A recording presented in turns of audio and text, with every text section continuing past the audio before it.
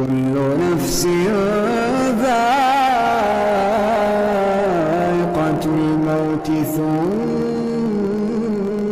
إلينا ترجعون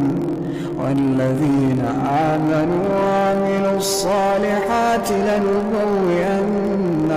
من الجنة غرفا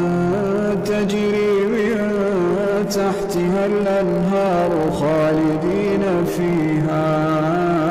نعم أجر العاملين الذين صبروا